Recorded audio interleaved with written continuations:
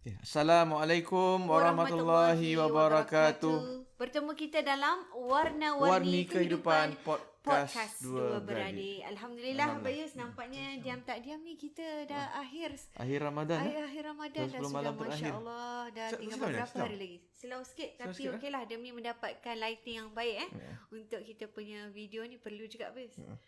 Walaupun di podcast orang tak nampak wajah kita, kita tetaplah nak rakamkan sebagai kita punya dokumentasi lah. Kita kira orang kata sederhana lah. Seadanya lah. Nak di bulan Ramadan. Waktu akan datang kita akan lebih ada studio mungkin sendiri ada studio InsyaAllah amin mana tahu. Dengar dah berlambat-lambat nanti kita boleh lah. Dan kalau kita cakap tentang topik kita ni Abayus, topik kali kita ni agak hangat sedikit, memandangkan kita pun dah beberapa hari juga nak menjelangnya hari yang mulia. Kita pun nak berdiskusi sikit lah tentang silaturahim ya Bayus. Yang perlu kita leraikan. Tapi sebelum kita nak leraikan, kita nak cakap tentang isu ni Bayus. Tentang ibu ibu yang kalau kita cakap lebih tepat, perkataan yang senang orang nak faham, toksik lah Bayus. Ibu toksik kan. Ada anak-anak yang dia kata mak dia toksik lah. Mak dia toksik. Ibu toksik. Sejauh mana yang isu yang mengatakan ibu toksik ni ramai yang melaluinya Bayus. Anak-anak kadang-kadang mereka dah berkeluarga Bayus kadang-kadang tak boleh berdepan Bayus. Tak boleh tahan dengan ibu tu tadi. Itu yang akan kita ingatkan. Memanglah tak mungkin tak semua ataupun tak ramai, tapi sebenarnya benda ni wujud Bayus. Benda ni memang ada dan kesianlah bagi yang sedang melaluinya ni Bayus. Kesian dua-dua lah sebenarnya. Sebenarnya kesian maknya kesian, yang anak-anak pun kesian, dan anak-anak sampai tak nak ziarah lah. Sedangkan kita ni dah nak masuk Hari Raya ni kita dah boleh ziarah sekarang ni. Betul. Dah boleh ziarah lebih. Itu 10 orang. Sekarang dah lebih 10 orang dah. Dah tak ada had. Dah boleh buat inilah. Hari Raya dah boleh gather dah. Anak beranak, adik-beradik, ramai-ramai. Boleh. Baik kalau sebelah orang rumah kita naik bas lah. Naik bas. Dah boleh mula. Naik bas. Dah boleh start booking bas pun tak cukup lah. Bas tak cukup Bas tak cukup. Berbas-bas lah. Bas tak cukup. Ada kereta-kereta lain lagi. Yalah betul. Anak saudara 40 lah. Masya Allah Wah, ini kemeriahan akan datang kembali lah. Anak saudara 40. Sebelah Rina ada 4. Sebelah sana 40 lah. 40 ke 43. Dah naik. Makin lama makin naik lah. Dan inilah kalau belum kita cucu nak saudara. Ni kita nak cakap ni Abayus, kalau dalam keadaan macam gini ni, macam mana kesian macam mana lah. tu? Kesian perasaan ibu tadi pun kesian. Anak-anak ni pun kesian. Tak nak menziarah pasal takut nanti kena berbebel, dibual. Anak-anak sampai kadang ada sampai tekanan jiwa nah. Tekanan jiwa nah. Dan ni Abayus, kita nak tanya ni. Istilah ibu toksik tu sampai tahap macam mana tu maksudnya? Sampai kalau Abayus cakap ada yang depresi dan sebagainya, dan sampai tahap macam mana tu toksikannya? Kita walaupun tajuk dia ibu toksik ni, tapi kita janganlah panggil ibu kita toksik lah. Kita samakan. Ini sebenarnya kita sebut supaya senang nak difahami. Ni yang digelarkan orang cakap jadi senang boleh relate dengan orang lain lah. Tapi kita sebagai yang ada mak ni, macam mana pun kita jangan panggil mak pak kita toksik. Tak boleh lah. Kita toksik sebagai ni macam kuman kan sih? Toksik ni macam beracun lah. Yelah, dia berkuman lah. Macam tak inilah, tak baik lah kan kalau kita sebut macam tu. Ada orang kadang dia bergaduh. Lagi satunya orang suami isteri kadang dia bergaduh, dipanggil suami dia atau isteri dia Firaun lah. Janganlah panggil Firaun. Kenapa tak boleh lah?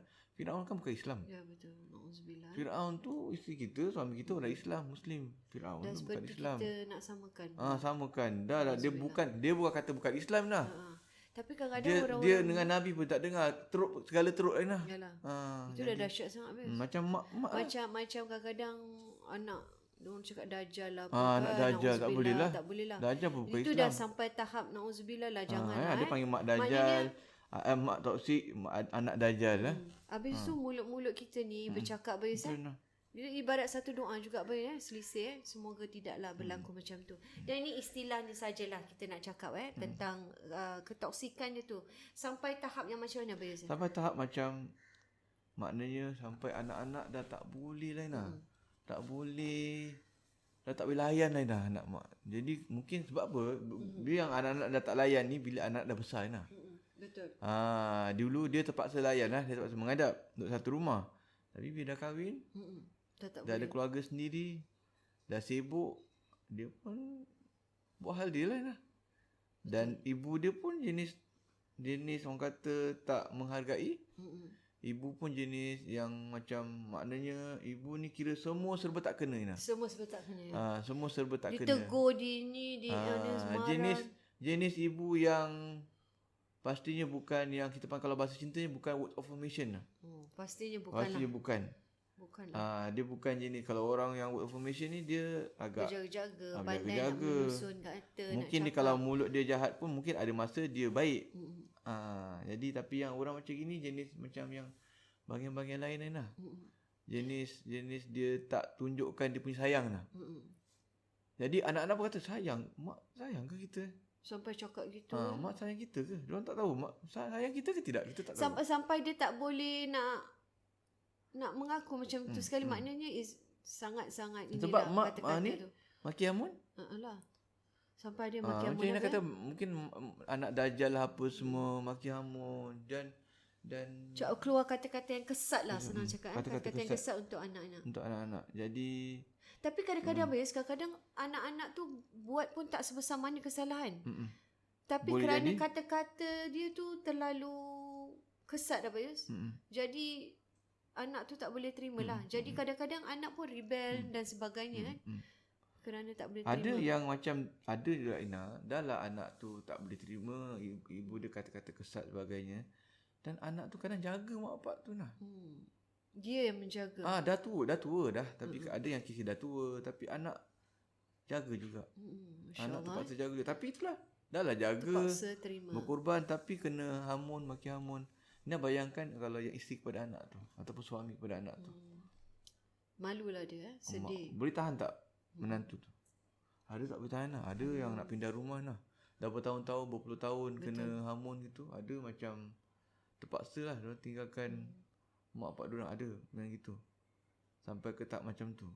Nak selamatkan rumah tangga dia. Yalah. Nampaknya kalau macam, sekalipun kalau tak tinggalkan mak dia, tak pindah rumah, bercerai ke apa lah. Isteri nak tinggalkan lah. Dia isteri nak tinggalkan nak tinggalkan suami dia. Ada kes macam tu lah. Sekalipun anak boleh tahan, tak semestinya pasangan tu boleh. Betul tak? Kadang-kadang yelah, anak ni memang dah boleh sabar lah anak kan, tetap terima dan sebagainya. Tapi kesiannya pasangan pula tu yang tak boleh terima dan menyebabkan kerana mak tu tadi bercerainya pula dia. Itu yang kesiannya lah. Anak-anak ni kadang yang terpaksa yang menerima anak yang paling baik. Anak yang paling bagus, yang jaga, yang pun sama juga. Dia layan macam yang lain-lain. Jadi itu yang buat orang kata dilema lah pada anak-anak ni. So macam mana kita nak pulihkan hubungan antara ibu dengan anak itu tadi. Macam mana kita nak, dia bukan macam mana nak pulihkan, sebab anak dia memang susah nak berubah. Memang susah lah. Mungkin mak tak berubah lah. Anak jarang biasa yang mak boleh terima. Kadang yang ni dah 60 tahun, dah 70 tahun. Dan ibu sebegini kadang diorang tak boleh terima kalau ditegur pada mereka memang dia betul lah. Dia betul. Kau tahu apa dia kan sebagai seorang ibu kan. Dia tahu.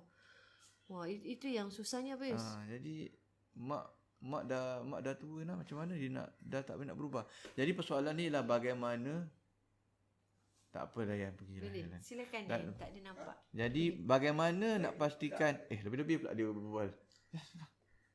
Jadi bagaimana kita sebagai anak nak layan. Ini isunya. Macam mana nak tahan Karinah. Okey. Nak melayan Karinah ibu tu tadi. Ibu tu. Wah. Ataupun macam mana dia nak bertahan. Macam mana dia boleh bertahan. Wah. Sebenarnya Bayus, ramai sebenarnya anak-anak yang ada sifat sabar yang tinggi. Yang mempunyai ibu sebegini. Tapi dah tak boleh tahan, sebab tu macam jumpa kaunselor lah apa semua tu lah. Ada Bayus jadi diorang nak, maknanya sabar diorang dah tak ada dah terbatas dah habis lah. Dah hampir-hampir lah. Ataupun masih lagi okey tapi next level ni macam mana nak lalui ni. Macam mana lagi 5 tahun lagi 10 tahun akan datang contohnya. Jadi soalan dia macam mana kita nak bertahan. Macam mana nak, contohnya ada macam, boleh tak Ustaz kalau kita dah tak ziarah lagi? Masya Allah. Boleh tak kita pasal macam yang ibu ni kita dah tak boleh nak buat apa dah. Dia dah gitu boleh. juga. Boleh tak kita nak ketepikan ibu kita Ustaz? Macam gitu. Dosa tak? Dosa tak? Kalau nasihat Abayus macam mana? Kalau sampai tahap macam tu sekali dah macam tak nak, dah tak boleh nak pandang, tak boleh nak ziarah, telinga dah tak boleh nak terima lagi. Jadi kita nak kena lain anak tu, lain keadaan dia. Jadi nak kena assess betul-betul Lena. Keadaan dia tu macam mana? Keadaan dia tu macam mana? Setakat mana dia boleh bertahan? Apa yang dia bilang, adakah dia sampai ke tahap macam dah depression? Jadi persoalannya kat sini nak, kalau bagi anak-anak yang macam gini nak, macam mana mereka nak bertahan dengan ibu mereka ni. Dia selama ni dia bersabar. Jadi kadang mereka jumpa dengan kaunselor, jumpa abang sebagainya. Jadi tanya macam mana maknanya dah tak boleh tahan dah ni. Macam mana kita, macam yang kata dia apa, dah sampai ke peringkat hujung-hujung dah. Macam mana kesabaran tu kira dah habis lah. Kemuncak dah ke kemuncak ni. Jadi macam mana nak tangani Ustaz? Macam mana kita nak bertahan ni dengan ini mak kita ni, dengan ibu kita. Kita tak nak berdosa. Betul. Tapi kita dah sampai ke peringkat macam dah tak nak ziarah lagi lah. So kalau tak ziarah dosa tak? Sampai tahap macam tu. Ustaz, kalau tak ziarah dosa tak? Sampai dia tanya macam tu Kalau tapi jadi macam mana ni? Jadi kita nak elakkan ni daripada kena. Tapi kita macam nak putuskan je hubungan dengan mak. Macam mana ni? Sampai ke tahap macam silaturahim. Mak kita gini kan. Jadi Abayus macam ada beberapa langkah lain lah. Pertama sekali kita sebagai anak, tahu kadang kita tahu cabaran ni besar, tak mudah Ina. Kita ni alhamdulillah lah kan. Mak kita okey. Bapak kita okey, tapi ada orang tak macam tu Ina. Betul. Jadi dia kata mak kita sayang kita ke Ustaz? Kita pun tak tahu mak kita sayang kita ke tidak. Sampai macam tu jadi apakah langkah yang kita boleh lakukan? Abayus bagi tahu mungkin pertama sekali mereka kena empathy lah dengan anak, dengan mak-mak diorang. Sebab kadang-kadang mak-mak ni diorang pun berdepan dengan dibesarkan dalam keadaan yang sukar dah kadang yang tak ada kasih sayang. Yelah, latar belakang, background ibu kita sendiri pun kita tak tahu macam mana kan. Mungkin lain, tak macam kita. Keluarganya, dibesarkan ibu bapanya macam mana Mungkin dia dengan mak dia macam tu, bapak dia okey. Betul. Jadi dia boleh bertahan lah. Tapi mungkin mak bapak mungkin macam tu. Ataupun tak ada bapak. Ada mak je, ataupun tak ada mak, ada bapak je. Tapi mak dia pun macam dia juga dulu. Mungkin apa yang mak dia ini buat pada dia lalui untuk bersama anak dia pula. Tapi itulah kesiannya. Jadi mereka kena empathy, letakkan kedudukan kita dalam keadaan mak kita. Jadi bila kita ada empathy, rasa bayangkan keadaan mak kita tu, yang dia pun mungkin kalau boleh dia pun nak, kalau dia dapat dibesarkan dalam keadaan ibu bapa yang sihat, keluarga yang sihat, yang aman, bahagia, mungkin tak macam tu. Ya, betul. Jadi mereka kena fikirkan yang mak bapak dia macam tu. Mungkin anak ni ada bapak okey, mak dia dua-dua tak okey, ataupun satu je tak ada bapak. Tak ada kasih sayang bapak, ada mak je. Tak ada kasih sayang mak, ada bapak je. Jadi diberikan dalam keadaan yang tak sempurna, jadi tu memberikan kesan. Jadi dengan mak dengan anak ada rasa empati, kasihankan anak. Jadi dia tak sampai hati lah. Kasihankan mak, dia akan rasa macam kesian sikit ni lah. Kesian. Tak sampai hati Tak sampai hati, macam simpati. Jadi macam okey sikit lah. Betul. Itu nombor satu Ina. Nombor satu. Yang kedua ialah macam Ina pernah cakap dulu, kena ingat mak lah. Betul. Ingat apa pun itu mak kita. Walau macam mana kena teruk pun, nak buat macam mana, itulah mak kita. Mak kita yang lahirkan kita. Jadi kita punya mindset tu, sekurang-kurangnya kita nak buat apa pun, ingat balik itu mak aku. Itu. Betul. Itu jadi mak kita ni dia lahirkan kita. Tapi kadang diorang pun mak juga lah. Yang anak ni pun mak juga. Jadi kita nak suruh dia bayangkan. Jadi kita pun pernah lahirkan anak juga. Kadang diorang cerita Ina. Tapi apa pun memang kita kena letak, kena ingat. Betul, kena ingat mak kita ni dia lahirkan kita. Syurga kita biasanya ibu kita. Mak bapak kita lah. Mak bapak kita ni. Mak pula lagi ada special lagi, lahirkan, susukan, mengandungkan. Betul. Jadi ni satu kelebihan yang ada pada mak yang tidak ada pada yang lain. Betul. Jadi bila ingat macam tu, mungkin bertambahlah sedikit rasa sifat kasih sayang tu lebih sikit lah, yang sabar. yang kita diminta untuk ihsan lah. Kita kena hormat. Dan mak kita ni oleh kerana dia macam tu, dia punya kelebihan dia, mak bapak kita ni, maka kita tak boleh layan ni macam orang lain ni lah. Special lah. Kita tak boleh jaga hati tu betul, jagalah. Kita tak boleh buat macam kawan kita. Kawan kita boleh mengamuk, kita boleh pekik dengan dia lah. Betul. Kawan kita, even adik-beradik kita, hatta nenek, datuk nenek, kena hormatlah datuk nenek, mak saudara, tapi tetap tak sama lah. Tak sama.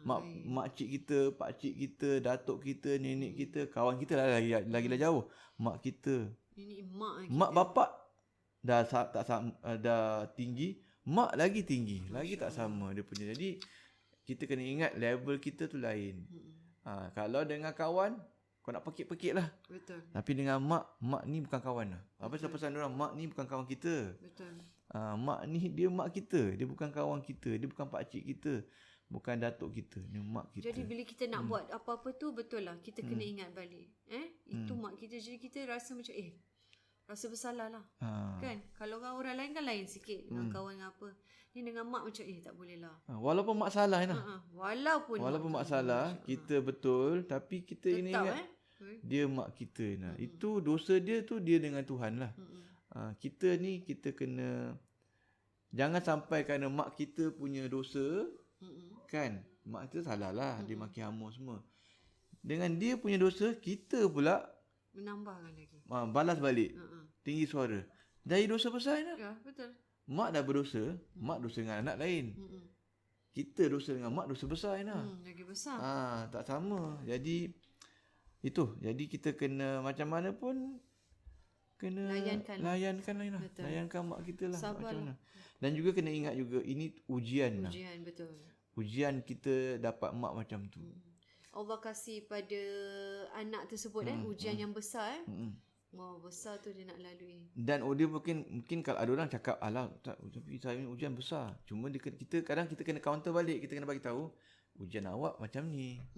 Ujian orang lain pula. Lagi. Bukan mak pula. Bukan mak lain pula. Mungkin anak dia, isteri, suami, mungkin anak sakit. Mungkin dia sakit. Betul. Sakit nak mati contohnya. Betul. Kan? Ataupun tak ada mak bapak. bapak. Berbeza-beza lah. Tak ada mak bapak, atau mungkin keluarga bercerai-berai. Betul. Ataupun ada kahwin tak ada anak, ataupun tak kahwin. Betul. Lain lah. Tak ada jodoh. Tak ada jodoh, tak ada anak, ada kahwin pula, tak dapat anak. Ada kahwin pula, anak sakit, cacat sebagainya. Ujian lah. Itulah ujian yang berbeza lah. Ini ujian mendapat ibu sebegini, masya-Allah. Orang lain pula ujian dia. Awak mungkin tak kena macam tu. Betul. Dapat isteri yang baik mungkin. Anak-anak pun baik. Ibu pula yang macam ni. Kan? Kita pun ada ujian masing-masing. Betul. Kita yang asyik kena macam-macam, kita ada ujian lain-lain pula. Betul, setiap orang tu ada biasa berbeza-beza sesuai dengan apa yang kemampuan dia kan. Kemampuan kita biasa. Jadi apa kata ingat ini ujian awak. Ujian awak untuk Allah nak naikkan kedudukan awak. Nak naikkan status awak tu. Kita tak tahu apa nikmat yang besar menanti tu, kita tak tahu biasa. Ini pahala awak besar ni, awak layan ni. Awak jaga mak bapak awak. Kan memang perangai mulut mak bapak kita, tapi kadang-kadang yang mulut mak perangai macam gitu tu dah tua dah nah. Betul. Dah 70 75 dah. 70 75 dah 70 sakit-sakit. Kursi roda ke apa. Tapi dia punya ego dia punya tak sayang dia. Padahal dia sayang ni kata. Sayang mak mana yang tak sayang. Tapi lain lah. Tapi kerana kebiasaan dia dah macam tu Bayu. Sayang dia tu macam gitulah. Lain. Sayang dia dengan sayang ibu yang lembut yang ni lain pula. Sayang dia kemas, macam kita bincang kalau act of service, sayang dia kemas rumah. Betul. Siapkan anak dia punya bahagian kan. Baju semua kan. Itulah, tapi mulut tak berhenti lah. Hamun semua. Ini sayang yang dia tunjukkan lah. Sayang dia berbeza tak sama dengan kita. Jadi layankan mak, dan ini anggap sebagai satu test nak naikkan kedudukan kita nak dapatkan pahala kita. Dan Abang juga pesan dia dengan orang ni, kita ni jangan fikir pasal apa mak kita buat pada kita. Okey.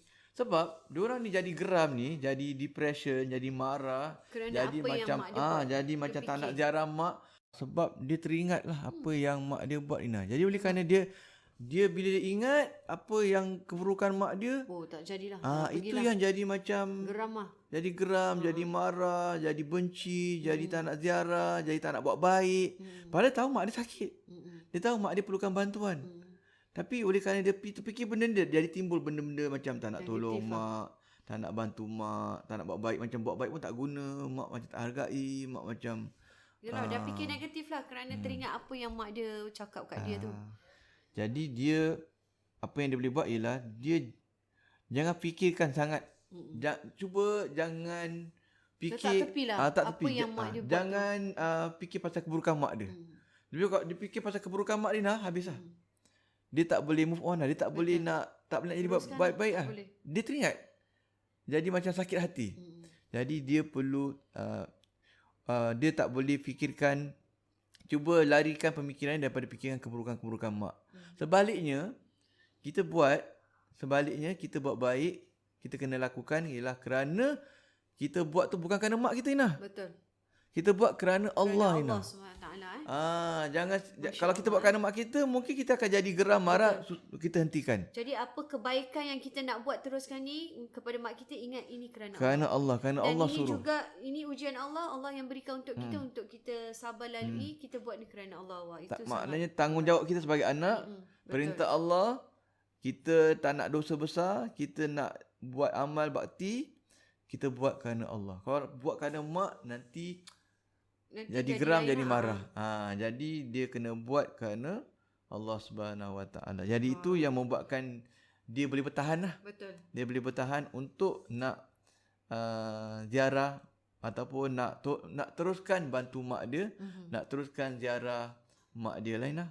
Dan bantu mak dia sekamana mungkin. Mungkin itulah yang paling senjata yang paling kuat Abayus yang boleh kita ambil untuk kita put aside ni semua apa yang mak kita dah ni, kita buat ni kerana Allah. Subhanallah, saya rasa benda tu sangat kuat lah sebagai anak.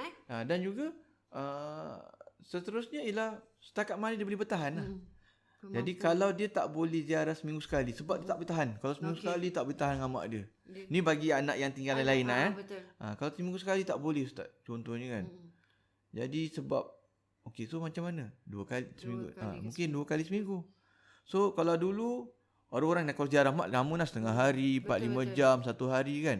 So kurang sikit lah. Kurang sikit lah. Daripada tak ziarah langsung. Ya, betul. Baik ziarah. Jadi ikut macam mana kemampuan dia setakat mana dia boleh. Ni kirakan usaha dia dah. Usaha dia sebagai anak yang masih nak teruskan silaturahim dengan mak dia ni. Dan ini yang termampu. Kalau dia nak ziarah seminggu susah. Betul. Jadi mungkin terus tak nak ziarah.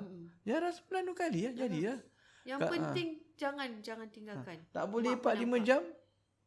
2 jam, 3 jam. Sebab kan nanti kalau lama-lama mak dia dah hormon pula. Dah start lah. Jadi dia tahulah. Dia lebih tahulah macam mana nak melalui. Dia manage dia punya jiwa dia dengan ziarah mak dia. Maknanya kalau dalam keadaan yang situasi yang insya-Allah Allah tu faham nah. Kalau mak dia okey, mak dia bagus, mungkin dia pun ziarah setiap minggu.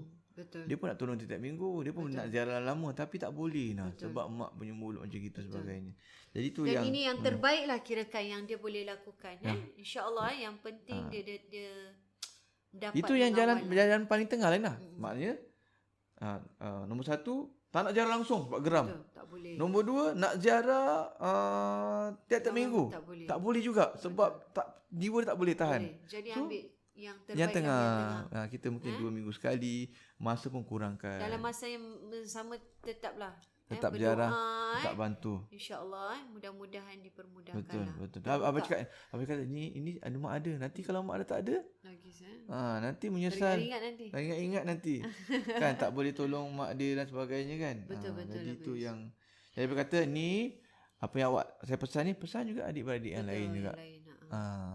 Okay. Yalah, saya rasa satu perkongsian yang baik Abayus menjelang nak hari raya ni juga. Mudah-mudahan jangan sampai tak ziarah. Janganlah. Kalau ikut hati tak ziarah mak. Memanglah ikut hati memang ni, tapi bila kita fikirkan apa yang Abayus cakap tadi, ingat itu ibu kita walaupun pun, dan kita lakukan ni kerana Allah. Ini satu ujian insya-Allah. Dan ingat apa yang mak kita punya masalah mak dia, kebaikan mak dia semua, kedudukan mak dia Allah.